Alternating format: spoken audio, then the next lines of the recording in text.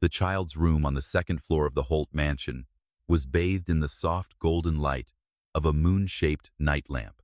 Outside, the winter wind howled through the window frame, but inside, the warmth from Elena Ramirez's body and her steady heartbeat kept little Noah Holt breathing evenly, eyes half closed. Elena sat in the rocking chair, her hands gently swaying, humming the Spanish lullaby her mother once sang to put her to sleep as a child. The scent of baby powder and warm milk blended, creating a cocoon of peace in the cold world. The door swung open. Adrian Holt appeared, still in his black suit, tie slightly askew, but his gaze was as sharp as a blade. "Adrian," voice taut. "What are you doing?" Elena froze, still holding Noah in her arms, trying to keep her voice calm. "Elena." "The boy just fell asleep. He can only sleep when someone holds—" Adrian, cutting her off, voice icy. "That's not your concern. You're here to serve, not to be his mother." He stepped forward, quick and decisive, yanking Noah out of Elena's arms. In that instant, the air felt like it was ripped apart. Noah burst into a wailing cry, the sound sharp and high like shattered glass, his tiny hands flailing in the space, searching for the heartbeat he had lost. Elena sprang to her feet. Elena, low, firm, without pleading. "You're scaring him. Give the boy back to me." Adrian clutched his son to his chest, patting his back, but the motion was awkward, without rhythm. Adrian, softly, trying to soothe. "Shh. It's Daddy, son." The crying only grew louder. A crack appeared in Adrian's expression, a rare flicker of confusion and helplessness, as he looked into Noah's tear-filled eyes, then turned to Elena, who had stayed up all night the day before to lull his son to sleep. A second of hesitation. He handed Noah back. The moment he was placed against Elena's chest, Noah immediately buried his face into her shoulder, seeking the familiar heartbeat. The crying faded into soft, hiccuping sobs. The room fell silent again, with only the gentle lullaby remaining. Adrian's gaze lingered on them, but he said nothing, merely turning away and closing the door behind him. Outside, the hallway was long and dark. Inside, Elena kept rocking, her eyes never leaving the child. In her heart, one thing was clear. She was here not for the father, but for this boy. After that night, Adrian Holt no longer stepped into the nursery with shoes still carrying street dust and orders as cold as steel. Not because he had grown gentler, but because he had begun observing. Elena Ramirez continued doing everything as usual. The baby bottle was always warmed to the exact temperature, warm enough to soothe a midnight cry, but never too hot. The small, cream-colored blanket was always folded neatly on the rocking chair, so she could reach it with just a tilt of her hand. The tissue box was always on the right side of the crib, never in the far corner. No one asked for these things, and no one noticed them except Adrian. He began to realize that Noah's calm was no accident. It was built from small, repeated habits, executed with the precision of a finely tuned system. One evening, when Elena returned to her attic room, she stopped. On the bed, beside her worn pillow, lay a fabric-bound notebook tied with ribbon. No envelope, no signature. Elena opened it. Only one line, written in a firm yet imperfect hand. "You deserve to live, not just exist." She pressed the page gently. The feeling was both warm and cautious. She didn't know who had left it, perhaps Mrs. Whitaker, the elderly housekeeper who always kept an eye on her, or perhaps another hand in this house. The next day, as she passed the dining room, Elena paused. Adrian was drinking coffee from a thin, white porcelain cup, the fine china Mrs. Whitaker reserved only for special occasions. Catching her gaze, he nodded, as if it were nothing unusual. Mrs. Whitaker, whispering in Elena's ear as she passed. "The master only uses that set when he wants to send a signal." Elena didn't ask, "What signal?" She knew in this house change was never spoken aloud. It revealed itself only through small details, silent signals. A knock came at the door 3 days later while Elena was folding Noah's clothes. Not the gentle kind Mrs. Whitaker used, but a firm, decisive knock. "Adrian, I need to talk." Elena set down the tiny sweater and stepped into the hallway. Adrian motioned for her to follow him down to the mansion's library. The room was spacious, with high ceilings and dark wood-paneled walls. A large screen displayed an application interface, minimalist in color, with the word Haven glowing in the corner. Adrian, voice calmer than usual. This is a project I started after. Clara left. Haven is a platform to support single parents, caregivers, and even volunteers. I want real insight from someone who's been through it. Elena sat down, her eyes scanning the screen, a homepage crammed with text, a long registration form, and a tiny Help Now button tucked into the lower corner. She frowned. Elena. Not good. When someone's hands are shaking, they can't read 5 paragraphs or type out their full name. The Help Now button needs to be right in the center. One tap. No ID required. Add a voice recording feature. Sometimes speaking is easier than typing. And the nearest service map should open in 1 second. Adrian stayed silent. His eyes didn't leave the keyboard, but he typed out every word she spoke verbatim. Elena, leaning forward slightly. And one more thing. If you want people to trust it, you need coordinators trained in trauma to filter harmful comments. Without that, Haven will be a pretty empty box. He looked up, meeting her gaze. No longer cold, but utterly focused. Adrian, you've just told me more in a few minutes than the development team has uncovered in a year. I want you involved in the next phase, not as a child caretaker, but as part of Haven. Elena froze for a moment. In her mind, the image of Noah sleeping peacefully in her arms overlapped with the soft blue glow of Haven's screen. Like a child, a platform also needed someone to keep its rhythm. That morning, snow fell thick, blanketing the Holt mansion's driveway in white. Elena was feeding Noah spoonfuls of oatmeal when the doorbell rang, not hurried, but just enough to break the calm. Mrs. Whitaker opened the door. A woman stepped inside. Clara Mason. A fitted camel coat, lightly styled curls swept neatly back, and the faint trace of expensive perfume. But her eyes carried a shadow of exhaustion she couldn't quite hide. Adrian emerged from his study, stopping for a brief moment. Clara, softly. He's grown so much. The room seemed to hold its breath. Noah, sitting in his high chair, lifted his head. He stared at the unfamiliar woman for a long moment. Clara, stepping forward, extending her arms. Sweetheart, it's Mommy. Elena glanced briefly at Adrian.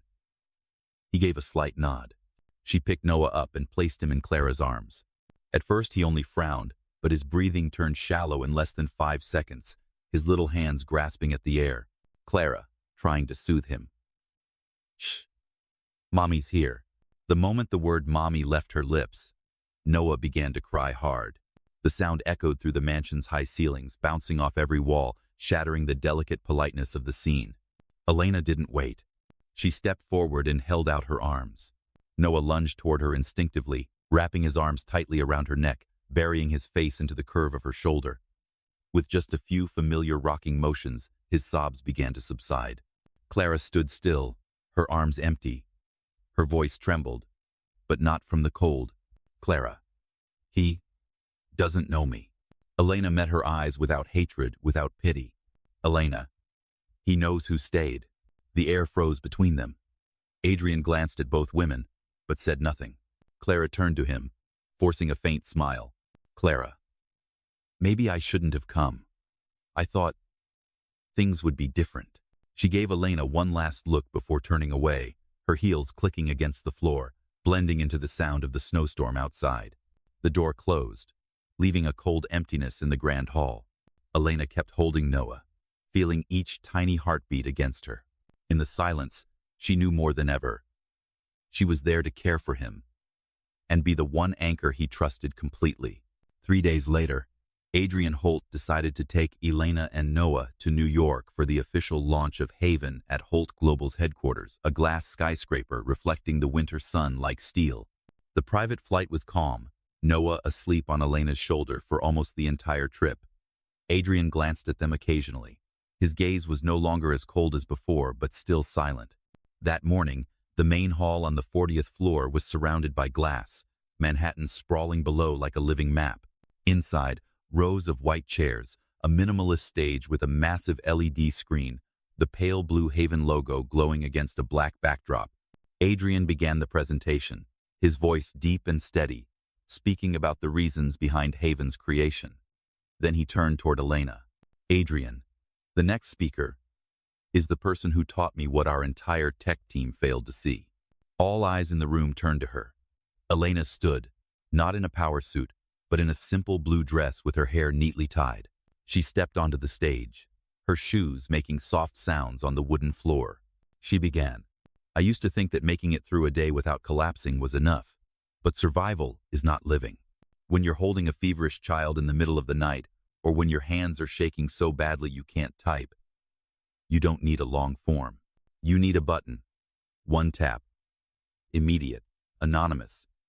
And if you can't type, you should be allowed to speak. The screen behind her changed. An image of an enormous Help Now button, a nearest services map, a voice recording option, and a security notice. An investor stood and asked, "Investor. But anonymity means risk. Who takes responsibility?" Elena answered without hesitation, her voice clear. "The responsibility is to protect the right to speak. We will have coordinators trained in trauma to filter harmful comments and connect directly with local services. But if you make someone give their name before they're heard, they will choose silence. And silence is what kills them." The room went utterly still. Then the sound of pens scribbling and laptops typing filled the air. When the presentation ended, many handshakes were exchanged. But as soon as they left the hall, Adrian spoke quietly. "Adrian. Elena, I don't want you to be a nanny anymore. I want you to become Haven's Director of Community Development. Full-time. Salary, benefits, and your team." Elena stood still, looking out the glass where snow fell thinly over rooftops. In her mind, the image of Noah sleeping peacefully overlapped with the faces of countless unnamed mothers in the Bronx. "Elena, if I accept, I work for the people who need Haven, not to make Holt Global look good." Adrian nodding, holding her gaze.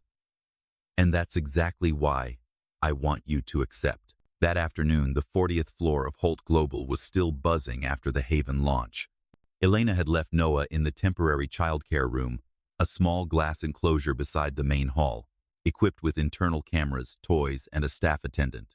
She stepped away for only a few minutes to sign a set of documents with Adrian. When she returned, the glass room was empty. Elena, knocking on the door, voice taut. "Where's Noah?" The attendant stammered. "Attendant. I." Only turned away for 30 seconds to answer the phone. A chill shot down Elena's spine. She immediately keyed into the internal comms. "Elena, lock all elevators and emergency exits. Find Noah Holt now." Security reported back. No sign of Noah on floors 39, 38, or 37. Hallway cameras showed a man in a gray suit leading the boy into a private elevator. Destination, the rooftop. Elena rushed into the elevator, her heartbeat pounding in her ears. When the doors opened, a blast of cold wind struck her face. On the gray-tiled rooftop, Noah stood beside Victor Kane, Chief Operations Officer, whose thin smile was like the edge of a blade. "Victor," soft voice laced with menace. "I saw the boy wandering. Brought him up here. For safety." Elena tightened her fists. "Elena, the rooftop door has a passcode. A 2-year-old can't open it alone. What code did you use?" Victor shrugged, his eyes as cold as glass. "Victor, that is for HR to answer." Adrian appeared behind Elena, breath quick, the wind whipping the hem of his coat. He strode forward, voice low but razor sharp. "Adrian, if I ever see you near my son again, you'll lose more than your job." Victor didn't step back. He only smiled, like a man who had just won a chess move. "Victor, this boy needs a calm adult, not a PR performance." Elena lifted Noah into her arms, feeling the child's body trembling against her. Elena, level, eyes locked on Victor. If someone's willing to use a child to stage a scene, they'll do anything else. She stepped into the elevator. Noah buried his face into her shoulder, sobbing in muffled gasps. The steel doors slid shut, cutting off Victor's cold stare. That night, in the hotel room, Adrian sat by the window, making call after call. "Adrian, building management confirms the rooftop code was entered with Victor's internal credentials. But HR says it's not enough evidence yet." Elena, sitting beside Noah, curled into her chest, didn't take her eyes off the sleeping boy. Elena, we don't need noise right now. We need a chain of evidence. And we must stay until it shows itself. Adrian nodded, using her own words for the first time. Adrian, we'll stay. For Noah and the truth. The next morning, Holt Global's obsidian conference room on the 42nd floor was locked tight. A 12-seat table, black glass walls reflecting the tense faces of everyone inside. Adrian sat at the head, Elena to his right, David Chen, head of internal control, to his left, and Sofia Torres and the data analysis team. In the center of the table lay a thick dossier, its cover marked, Kane, Internal Investigation. David Chen opened the first slide, a money flow chart. David, $3. $2 million passed through 2 shell companies, then into an overseas account. All these transactions are linked to Victor Kane. Elena added another document, a screenshot of the system log for the rooftop door, time-stamped at 4:42 p.m. yesterday, accessed by the account OpsMaster credentials belonging to Victor. Adrian continued, his voice like a blade sliding across glass. Adrian, you left this boardroom 5 minutes before that rooftop door opened, and there, you just happened to be with my son. Victor Kane sat across from him, tie pulled tight, the corner of his mouth lifting. Victor, an amateur setup. I saved the boy. Don't turn me into a pawn for your PR campaign. Elena leaned back in her chair, eyes locked on Victor. Elena, you forgot to wipe your footprints off the rooftop concrete. And you forgot the camera caught your face when you saw me step out. The air thickened. A board member finally spoke. Board member, we need a lawyer. Adrian nodded. Adrian. And he'll get one. After being suspended immediately, he signaled. Security staff entered and opened the door. Victor stood, but before leaving, he turned to Elena, smirking. Victor, you're just a pawn to polish an image. People like me built this company. Elena, steady, unblinking. Companies live on the work of real people. Symbols outlast thieves. The glass door shut behind Victor. Silence held for a few seconds before the board began discussing reputational damage. That afternoon, a photo leaked. Adrian and Elena walking together, she holding Noah. His gaze fixed on them with an expression he couldn't quite hide. Headline bait blared. Billionaire and the nanny.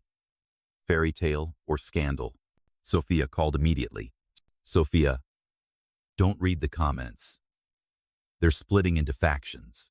Elena only looked at Noah stacking blocks and quietly replied, Elena, I'm not afraid of them. I'm only afraid Noah will think it's his fault. The next day, Adrian held a press conference. Flashbulbs flared. Reporters fired questions. Who is Elena? What's your relationship? Does she have a stake in Haven? Adrian looked straight into the camera. Adrian, Elena Ramirez is not a scandal. She is valuable. She didn't ask for a seat at the table. She is the table where real stories are laid down.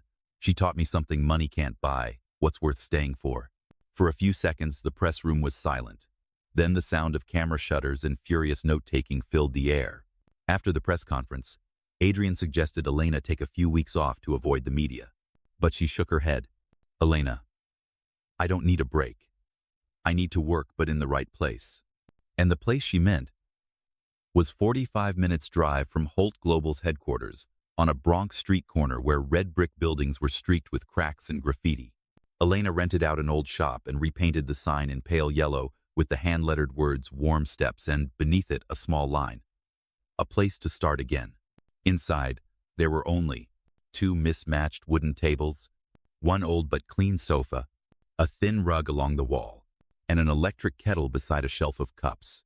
On the first day, there was no ribbon cutting, no speeches. Elena taped Haven's hotline number to the glass door, then unlocked it. By noon, the door swung open. A woman stepped inside, rain-soaked coat clinging to her, pushing a stroller with a wheezing baby inside. Woman, my name's Alondra. 3 kids. The youngest has asthma. I've got nowhere else. Elena pulled out a chair, resting a gentle hand on her shoulder. Elena, Sit down. Breathe first. Then we'll figure it out. She opened Haven on her phone, tapped Help Now and recorded. Single mother, 3 kids. Needs pediatrician for baby with asthma, crib, and flexible shift work. The community network responded in less than 15 minutes, providing a clinic address and a job hotline. That afternoon, Adrian stopped by. No suit, no bodyguards, just a gray sweater and 2 bags of children's toys in hand. He stood at the doorway like a visitor, not stepping in immediately.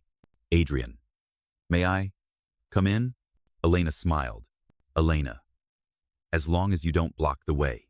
They laid the rug together, assembled the crib, and taped emergency hotline numbers to the wall. Noah ran circles around them, clutching a wooden block, occasionally stopping to show his foster mother their new home. As she locked up that evening, Elena stood inside, looking out at the warm step sign reflected under the street lamp. Adrian handed her a cup of hot peppermint tea. Adrian. You know, I think I'm getting addicted to staying. Elena smiled faintly, her eyes still on the dark street. Elena. Good. Because this is only the first step. On Monday morning, when Elena arrived at Warm Steps, she found a pale blue envelope outside the door. No stamp, no return address, only her name written in an elegant slanted hand. Elena. She opened it. Inside was a handwritten letter, the faint scent of old paper lingering. My name is Marina Hayes, and I was a night shift nurse at Holt Global before you arrived. I left because of reasons no one would listen to. I heard about Warm Steps. I need help. Address, 1427 Brooklyn. That afternoon, Elena went to the address in the letter. It was an old apartment, windows sealed with plastic against the wind, the air thick with the smell of medicine and damp. Marina, prematurely gray hair, eyes sunken from sleeplessness, sat in a worn chair. She pushed a Ziploc bag of documents toward Elena. Internal emails, payment slips, invoices for medical equipment, most of which had never reached patients or clinics. Marina, hoarse. I reported it to a manager. The next day, my name disappeared from the system. No severance, no reference letter. Every job I applied for was rejected. I was erased from the employee records. Elena listened in silence, her hand resting gently over Marina's back. Elena, I'm listening, and I'll stay until this is over. That evening at Warm Steps, Adrian arrived unannounced. They spread the documents across the table. David Chen, Sophia Torres, and 2 data specialists joined them.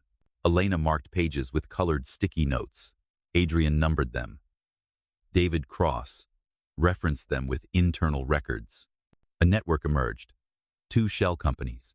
Haven equipment contracts never delivered. More than $8 million siphoned from funds over 10 years. Every approval bore the signature of Victor Kane and several other names. Sophia looked up, her face grave. Sophia, if we release this now, they'll bury it under an avalanche of lawyers and fake reports. We need witnesses, not just paperwork. Elena nodded. Elena, start with night shifts, warehouse staff, and office assistants. Once a story has a face, it's harder to erase. 2 weeks later, Warm Steps had become a testimony station. A warehouse worker recalled entire shipments that vanished. An assistant had an email from a vice president. Let me handle it. A nurse spoke of patients cut off from medication without explanation. Everything was encrypted and stored securely. But then, the threats arrived pure Victor style. Thick paper, law firm logo embossed, warning of defamation and reputational harm. Adrian set the letter down on the table like a stone. Adrian, I'll take the heat. You do what you do best. Tell the right story. Elena agreed, but on her terms. The video was filmed at Warm Steps. The backdrop, a wall covered in sticky notes, urgent crib requests, understaffed night shifts, single mothers looking for work. Elena, looking straight into the camera. This isn't revenge. This is a responsibility to those who were taught to stay silent. I've stayed silent too long. Today, I speak. And this is Marina. Marina stepped into frame, her voice trembling, but her eyes unwavering. Marina, they erased me from the records, as if I never existed. But I'm still here. The video was posted at 9:13 a.m. on Thursday. By 11 o'clock, the hashtag #WeStayWeSpeak had spread across social media. By 3 p.m., 3 vice presidents had resigned. By 6 p.m., the board of directors was forced to call an emergency meeting. But while every camera lens turned toward Holt Global's headquarters, Elena sat in a hospital hallway, waiting for Marina to come out of surgery for a parathyroid tumor, a procedure Elena had quietly arranged. 3 weeks after the We Stay We Speak video, Holt Global ran like a machine pushed to maximum capacity. The internal audit office and the independent investigation team worked day and night. On Tuesday morning, Adrian Holt received the first official report. $8.1 million, siphoned through multiple shell companies over 10 years, 63% frozen and recovered. That same day, the district attorney's office formally charged Victor Kane with embezzlement and obstruction of justice. 2 other accomplices were banned from doing business with any related companies. The board of directors held a special session in the Obsidian Room. Adrian sat at the head, to his right, the chair of the audit committee, and to his left, Elena Ramirez, taking an official seat in a high-level meeting for the first time. A middle-aged male voice broke the air. Board member, I still don't understand why a nanny is sitting here. Elena didn't turn to look at him, but only replied plainly, Elena, because silence has been legalized here for too long. I come from a place where silence kills, and I know what to replace it with. If a mother with trembling hands needs to press help now in 1 second, your employees should have a button like that. If no one dares to speak, you'll keep losing millions and the soul of this company. The audit committee chair nodded. Chair, I support it. Data shows early reporting reduces losses by 60%. Adrian concluded. Adrian, today, I nominate Elena Ramirez as Ethics and Operations Advisor, reporting directly to me and the Audit Committee. The vote passed with a clear majority. David Chen and Sofia Torres patted Elena on the shoulder. Sofia, whispering, You just poured straight espresso into this system. Some will hate the bitterness, but it's already in the bloodstream. Outside, warm steps kept growing. Alondra got a new job, and her youngest received a free asthma inhaler. An elderly woman brought cornbread to thank the girl who found my granddaughter a bed. Noah pinned 3 new markers on the wall map. It's warm here, and here, and at home. That evening, in the penthouse kitchen, Adrian washed dishes while Elena wiped the table, and Noah played with soap bubbles in his high chair. On the shelf, the small ring Adrian had given her sat next to the jar of wooden spoons exactly as Elena had told him, so it could pick up the scent of everyday life. Adrian, looking over. I want to keep my promise to stay. Not once, but every day. Elena, good. Because staying isn't a vow, it's a habit. The next morning, Holt Global's one-tap employee hotline officially went live. In the first 24 hours, 38 reports came in, from forced ledger edits to phantom goods contracts. Elena sat beside Carla Brooks, operations supervisor, listening to each recording, noting down action plans, reminding the response team, Elena, when someone dares to speak, the system must catch them immediately. Don't let them fall. That afternoon, the press called Elena a symbol of reform. She only smiled and told the cameras, Elena, I'm not the spotlight, I'm the switch. When people turn it on themselves, I can switch off, and the light will stay. That night, after Noah had fallen asleep, Elena opened the blue ribbon notebook and tucked inside a letter she had once written to him. Today you said, Mama Elena, I'm here. You'll know that here is a verb of love. You can leave many places, but if you stay with someone when they need you most, you've lived right. She closed the notebook, set it beside a photo of Noah beaming at warm steps, and whispered into the dark, We will keep staying. Tomorrow and the day after.